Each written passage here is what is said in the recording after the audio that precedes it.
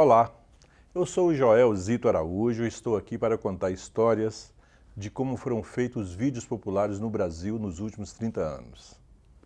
Quando tudo começou, lá nos anos 80, éramos jovens cabeludos dispostos a mudar o mundo. Tínhamos uma câmera no ombro e muitas ideias na cabeça. Só que naquela época captar imagem e som não era nada fácil. Hoje basta um simples telefone para fazer um vídeo. Para fazer um documentário era um trabalhão. Demorava, precisava de muita gente e de muita grana. Quem tinha um pouco de recurso comprava uma câmera VHS no Paraguai. Foi assim que muitos fotógrafos começaram a filmar casamentos e festas de família para depois passar no videocassete. Estranho, né? Hoje em dia é tudo digital e online. E sabe o que é mais incrível? É que de lá para cá, o desenvolvimento tecnológico mudou tudo. Só não conseguiu mudar algumas práticas sociais. Dá só uma olhada. A questão da violência policial, por exemplo, ela se abate sobre toda a população pobre. Mas há um processo específico sobre o negro, que é de uma forma extremamente violenta, é de uma forma extremamente arbitrária e de uma forma que procura estar arrebentando a possibilidade de organização mínima da população negra. O Milton Barbosa, o Milton, o meu amigo Milton, disse isso 26 anos atrás e continua atual. Infelizmente, jovens negros da periferia continuam sofrendo abusos por parte da polícia. Mas de lá para cá avançamos. É o que diz o próprio Milton numa entrevista gravada especialmente para este programa. Hoje a violência policial está debatida a nível nacional. Hoje existem comitês contra o genocídio da juventude negra no Brasil inteiro e, na realidade, a origem está nessas ações que foram feitas em 78, depois nesse período de 89, também através desse trabalho, né, dos trabalhadores, né, mostramos como que isso acontecia no mercado de trabalho, no movimento dos trabalhadores, essas coisas. Milton Barbosa foi um dos entrevistados do documentário Além de Trabalhador Negro. Ele foi produzido em 1989 pela ABVP, Associação Brasileira de Vídeo Popular, cujo acervo foi recuperado e é preservado pela TV PUC. A versão original tem 35 minutos de duração, mas vamos assistir agora uma versão compacta. São Paulo, virada do século. Começam a surgir pequenas indústrias e com elas uma classe operária brasileira. Brasileira é força de expressão, pois durante as primeiras décadas deste século, a maioria dos operários nas fábricas eram imigrantes. Dados de 1912 apontam 80% como estrangeiros, principalmente italianos. O trabalhador negro menos especializado exerce trabalhos braçais. São carregadores, pintores, pedreiros, lixeiros e condutores, que não participam diretamente da organização da classe operária. Essa tarefa é executada pelos imigrantes anarquistas, que fundam os primeiros sindicatos não oficiais no país. A primeira coisa que a gente vai reparar quando você começa a discutir a problemática racial é a ausência total do trabalhador negro, né, no processo de formação da sociedade brasileira. A maioria dos sindicatos organizados pelos italianos aqui no Brás, no Bexiga, na Moca, eles eram anarquistas na época. E existia poucos negros nos sindicatos, porque a mão de obra que vinha da Europa já vinha especializada para trabalhar na indústria. Existe a indústria se organizando, mas existe o Largo da Banana, onde é feito todo o transporte de toda a riqueza que está circulando ali e que é de trabalhadores negros, que estão descarregando coisas, que estão transportando, que estão servindo nos armazéns, que estão construindo os armazéns, que estão produzindo uma coisa que é bastante importante para essa própria organização industrial que está ocorrendo e que que eu digo, não é posta como contribuição. O movimento sindical organiza-se lentamente. Em 1906, realiza o primeiro congresso operário com a participação de 28 sindicatos. 6 anos depois, no segundo congresso, já participam 59 entidades com 177 delegados. Ocorrem as primeiras greves por melhores condições de trabalho e pela redução da jornada.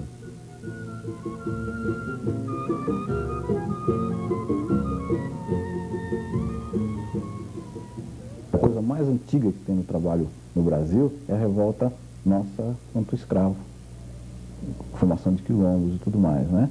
Isso passa, depois da abolição, para as revoltas no campo, uma série de coisas que você vê surgir em lugares que não existe organização anarquista, tá certo? Porque dá para se determinar muito bem o ciclo do anarquismo, né?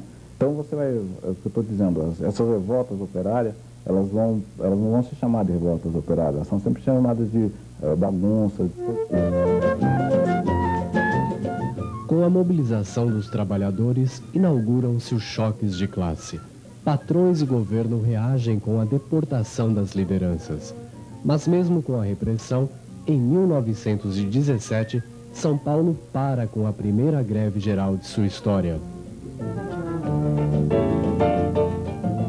Sem uma militância efetiva nos sindicatos, os negros organizam-se em grupos e entidades e nascem os primeiros jornais. O Menelik em 1915, a Rua em 1916, o Alfinete em 1918, a Liberdade em 1919 e a Sentinela em 1920. Em 1924 é fundado o Clarim da Alvorada, um jornal de ideias negras onde as reivindicações ganham força de expressão. O Clarim consegue se tornar uma referência para os negros e uma arma na luta contra a sua situação na sociedade.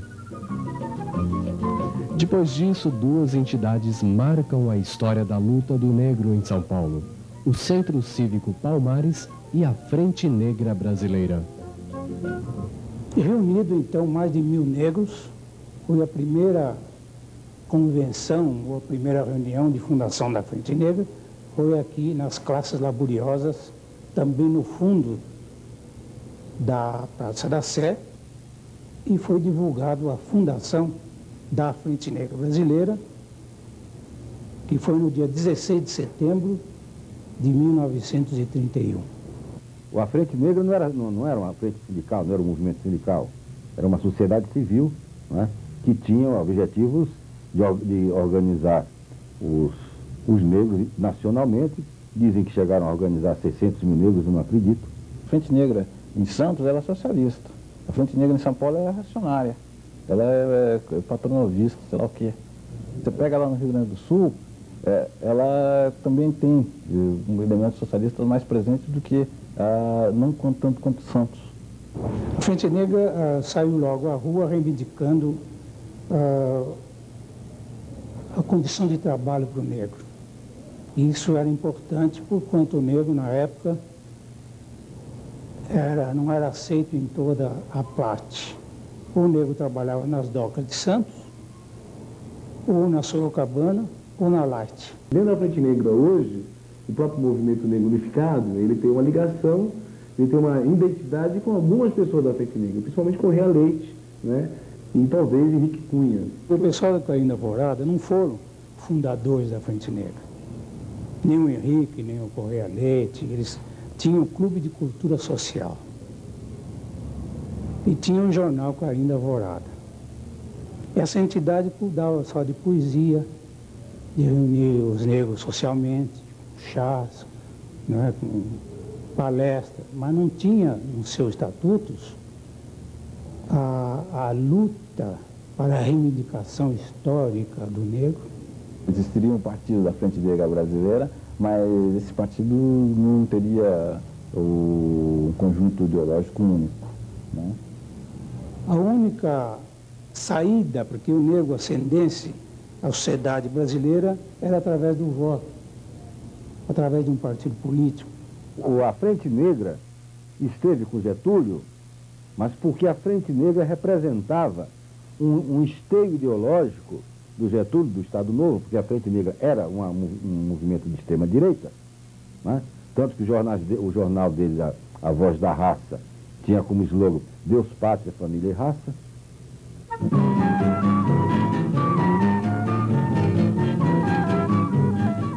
A República Velha termina em crise. Com a quebra da Bolsa de Nova York em 29, o preço do café despenca. 579 fábricas fecham no Rio e em São Paulo. O salário baixa pela metade e 2 milhões de trabalhadores são demitidos. A política do café com leite chega ao fim com a deposição de Washington Luiz em 30. Getúlio Vargas assume a presidência e inaugura uma nova era econômica e política. Autoritário, centraliza o poder e fortalece o Estado. Em vários momentos, a classe trabalhadora será sua grande aliada. O trabalhador humilde identifica-se com o estilo de Vargas. Paternalista, ganhou o apelido de pai dos pobres. Seu governo interfere diretamente nas relações entre patrões e empregados. O sindicalismo torna-se oficial e o reconhecimento das entidades é feito pelo Ministério do Trabalho, que concede cartas sindicais e orienta seu funcionamento. Ao mesmo tempo, regulamenta o trabalho do menor, férias, acidentes de trabalho e jornadas de 8 horas, antigas reivindicações dos trabalhadores. Muita gente aplaude, mesmo porque o conjunto dos operários, particularmente em São Paulo, foi engrossado por uma legião de imigrantes de outras partes do país, para quem a vinda para a cidade já significava melhores condições de vida e de trabalho. As bandeiras de luta do anarco-sindicalismo e do comunismo não motivam a classe trabalhadora. O bonde São Januário leva mais um operário.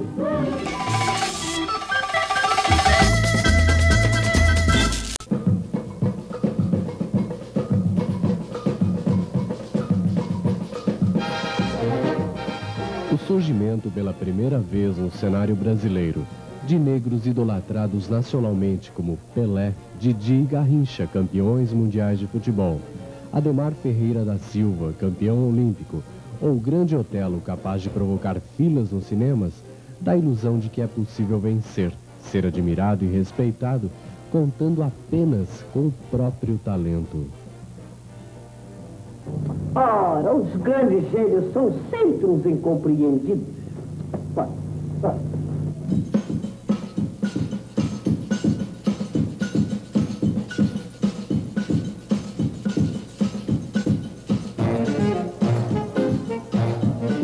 O aparecimento da indústria automobilística em São Paulo é sintomático do crescimento urbano da década.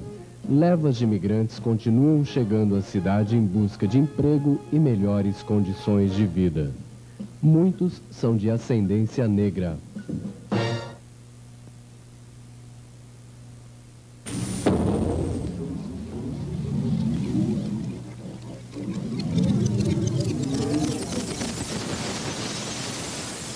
O golpe militar que depôs João Goulart em 64 vai calar os partidos e sindicatos até os anos 70. A forte censura imposta a partir de 69 com o AI-5 não é suficiente, porém, para fazer cessar totalmente o movimento. Subterraneamente, as coisas começam a acontecer. 70 tem uma outra influência muito marcante, que talvez maior do que a influência é do Florestan Fernandes, por exemplo, né? O Ottaviani também, um cara que produziu uma série de coisas importantes. Que é a influência do movimento negro americano. Tá certo? É uma influência de afirmação cultural, de identidade, de beleza, de estética, essa coisa toda. Então, isso chega aqui depois. E tem os 5 títulos, né, que todo mundo praticamente leu. Né? E esses 5 títulos vai ter o Florestan, o Negro no Mundo dos Brancos, o Clóvis Moura, tá? Com a Rebelião nas Senzalas, né? E depois os outros títulos vão ser todos títulos estrangeiros, né? O mais lido de todos foi o Alma no Exílio, Era um livro barato, que a gente tinha de montão também. O pessoal com maior acesso leu Stuart Carmichael, ouviu os discos do Malcolm X, tá? A gente traduzia. E uma outra coisa que foi muito lida, e tem uma influência muito grande, eu acho que na formação desse pessoal, é o Francis Fanon. Eu tenho uma grande dúvida se as pessoas liam Florestan Fernandes. Florestan Fernandes, como muita gente, Florestan Fernandes é uma leitura, não é tão simples, não é tão fácil, é um calhamaço de coisa. É muito citado, eu acho que ele fez um trabalho muito sério. Digamos, muita coisa que o Florestan Fernandes falou, isso é levado a discussões, alguém leu, traz as discussões, mas eu acho que a formação teórica é muito pobre, já deixa muito a desejar. Algumas das principais reivindicações do movimento negro, se incluídas nas pautas do movimento sindical, sem dúvida alguma, levariam toda a luta dos trabalhadores a grandes avanços. Há uma característica do sindicalismo no Brasil, que é o baixo índice de sindicalização e de interesse pela atividade sindical. E se você fizer isso na população negra, o interesse é menor ainda. Eu sinto o companheiro negro, como ele é discriminado na sociedade como um todo, ele não descobriu que o seu sindicato, por exemplo, é um grande local onde ele deva se sindicar em condições de igualdade. Os líderes sindicais têm que reconhecer que, de fato, existe uma questão racial no Brasil.